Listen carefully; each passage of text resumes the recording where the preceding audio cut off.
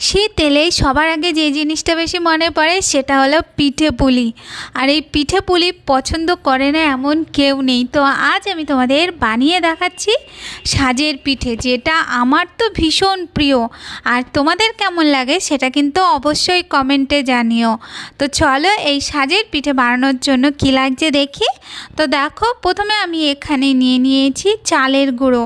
আর এই চালের গুঁড়োটা আমি বাড়িতেই করেছি। চালগুলোকে প্রথমে বেশ কিছু সময়ের জন্য ভিজিয়ে রেখেছিলাম। তারপর চালগুলোকে হালকা একটু শুকিয়ে নিয়ে তারপর মিক্সিং জারের মধ্যে চালগুলোকে ভালো করে একটু গুঁড়ো করে নিয়েছি। এরপর যতটা পিঠে বানাবে সেই বুঝে চালের গুঁড়ো নিয়ে নেবে। তারপর ওর মধ্যে দিয়ে দেবো সামান্য একটু লবণ।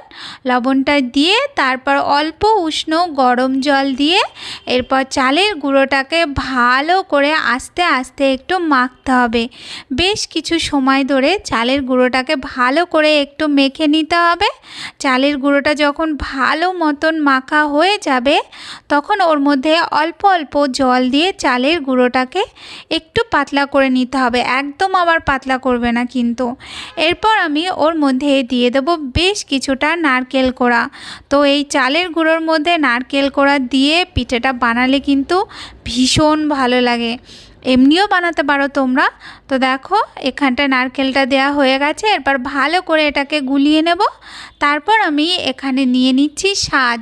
তো এখানে তোমরা যেরকম সাজ তোমাদের ইচ্ছা সেরকম নিতে পারো, মাটির সাজও নিতে পারো অথবা লোহার ছোট কড়াই থাকলে সেটাতেও এই একইভাবে বানিয়ে নিতে পারো।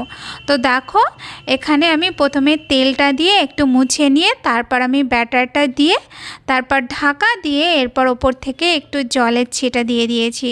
তারপর 2 মিনিটের মতন একটু রেখে এরপর আমি এটাকে তুলে নেব। আর দেখো এটা কত সুন্দর হয়েছে।